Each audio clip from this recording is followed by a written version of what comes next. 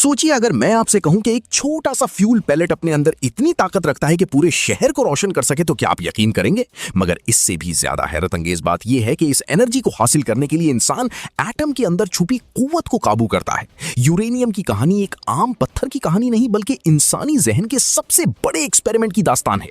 जमीन के नीचे से रिएक्टर कोर तक इसका सफर डेंजर, मिस्ट्री और इम्पॉसिबल इंजीनियरिंग से भरा हुआ है, और इस सफर का हर मरहला पिछले से ज्यादा शॉकिंग लगता है। यहीं से शुरू होती है वो कहानी जो एंड तक पकड़ कर रखेगी।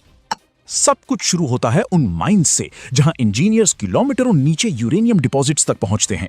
कभी पानी से भरी रॉक लेयर्स को फ्रीज किया जाता है और कभी रोबोटिक ड्रिलिंग से रेडियो एक्टिव ओर निकाला जाता। हर ब्लास्ट, हर टनल और हर एक्सट्रैक्शन के पीछे एग्जैक्ट साइंस का निजाम चलता है। यहां गलती का मतलब सिर्फ नुकसान नहीं, कभी तबाही भी हो सकता है। इसीलिए यूरेनियम माइनिंग को दुनिया के टफेस्ट इंडस्ट्रियल ऑपरेशंस में शुमार किया जाता। लेकिन असली कहानी तो अभी शुरू हुई है। जब ओर सरफेस पर आता है तो वो फ्यूल नहीं होता, बस एक रॉ सीक्रेट होता है। क्रशर्स उसे तोड़ते, ग्राइंडिंग प्लांट्स पाउडर बनाते और केमिकल सर्किट्स उसमें से यूरेनियम अलग करते। एसिड्स और रिएक्शंस के दरमियान एक ऐसा कॉन्सेंट्रेट पैदा होता जिसे येलो केक कहा जाता। यही वो रॉ स्टेज है जो आगे चलकर रिएक्टर्स की रूह बनने वाली होती है। मगर इस स्टेज पर भी यूरेनियम अभी टेम नहीं हुआ होता। असल मैजिक एनरिचमेंट में छुपा है। इमेजिन कीजिए हजारों सेंट्रीफ्यूजेस इतनी स्पीड से घूम रही हो कि हवा भी पीछे रह जाए। इन स्पिनिंग सिलेंडर्स के अंदर मॉलिक्यूल्स का माइक्रोस्कोपिक फर्क सेपरेट किया जाता है। हैवी आइसोटोप बाहर और लाइटर आइसोटोप सेंटर की तरफ कॉन्सेंट्रेट होता रहता। ये इतना सटल प्रोसेस है कि एक गलत बैलेंस पूरी चेन को डिसरप्ट कर सकता। मगर जब ये हजारों दफा रिपीट होता है तब पैदा होता है एनरिच्ड यूरेनियम, और यही एटम को टेम करने का पहला बड़ा राज छुपा है। अब एनरिच्ड यूरेनियम को सिरेमिक पेलेट्स में बदला जाता, जो देखने में मामूली लगते हैं, लेकिन एक पेलेट के अंदर जितनी एनर्जी होती है वो कन्वेंशनल फ्यूल के पहाड़ों पर भारी पड़ सकती। एक्सट्रीम फर्नेसेस इन्हें स्टील से भी टफ बनाते और robotic systems fuel rods assemble करते। फिर डजन्स रॉड्स मिलकर फ्यूल असेंबलीज बनाती जो रिएक्टर के दिल में रखी जाती, और उस रिएक्टर कोर में शुरू होता है कंट्रोल्ड एटॉमिक स्टॉर्म।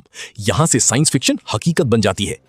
जब न्यूट्रॉन यूरेनियम एटम से टकराता है तो एटम टूटकर एनर्जी और नए न्यूट्रॉन्स पैदा करता। फिर वो न्यूट्रॉन्स मजीद एटम्स को तोड़ते और एक चेन रिएक्शन जन्म लेती। ये रिएक्शन अगर अनकंट्रोल्ड हो तो तबाही, और कंट्रोल्ड हो तो सिविलाइजेशन को रोशनी दे। इसीलिए कंट्रोल रॉड्स और कूलिंग सिस्टम्स हर सेकंड रिएक्शन को टेम रखते हैं। हर टरबाइन जो घूमती है उसके पीछे एटम की टूटने की कहानी चल रही होती, और इसी से लाखों लोगों के घर रोशन होते हैं। मगर रिएक्टर के अंदर सिर्फ पावर ही नहीं, टेंशन भी चलती रहती है। सेंसर्स प्रेशर, रेडिएशन और हीट को हर लम्हा मॉनिटर करते रहते। बैकअप सिस्टम्स के पीछे भी बैकअप सिस्टम्स होते हैं, क्योंकि यहां कॉम्प्रोमाइज की गुंजाइश नहीं। मॉडर्न रिएक्टर्स को फोर्ट्रेसेस इसीलिए कहा जाता कि वो मल्टीपल प्रोटेक्शन शेल्स में बंद होते। ये इंजीनियरिंग का वो लेवल है जो इंसानी एहतियात का शाहकार लगता है। लेकिन कहानी अभी डार्क साइड की तरफ भी जाती है।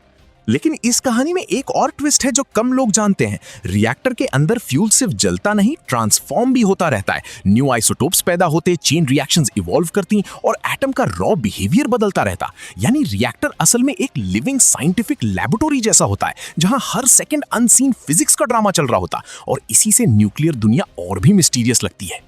मगर दोस्तों, सबसे हैरत अंगेज बात एनर्जी डेंसिटी है। एक छोटा पैलेट हजारों पाउंड कोल के बराबर एनर्जी दे सकता है। इसी कॉन्सेप्ट ने न्यूक्लियर पावर को दुनिया की सबसे कॉम्पैक्ट एनर्जी टेक्नोलॉजी बनाया। जहां दूसरे फ्यूल्स को माउंटेन्स चाहिए, यहां एटम के अंदर ही पावर का समंदर छुपा है, और इसी कुव्वत ने सुपर पावर्स को भी हमेशा इस टेक्नोलॉजी के पीछे रखा। ये सिर्फ साइंस नहीं, स्ट्रेटेजिक पावर भी है।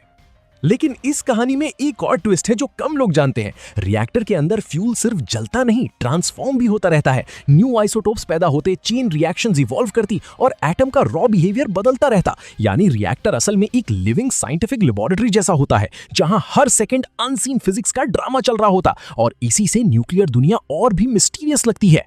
सोचिए, जब आप घर का स्विच ऑन करते हैं तो हो सकता है उस रोशनी के पीछे एटम टूट रहा हो सकता है उस एक बल्ब के पीछे किलोमीटर्स डीप माइन से शुरू होने वाला सफर छुपा हो।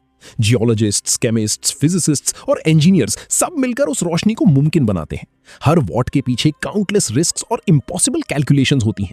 ये सिर्फ इलेक्ट्रिसिटी नहीं, इंसानी इंटेलिजेंस का कंडेंस्ड नतीजा है, और इसीलिए यूरेनियम का सफर लोगों को हैरान कर देता है।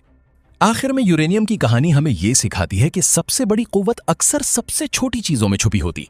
एक मामूली पत्थर से लेकर एटॉमिक स्टॉर्म तक का सफर इंसानी क्यूरियोसिटी की जीत है। इसमें डेंजर भी है, ब्रिलियंस भी और फ्यूचर की झलक भी।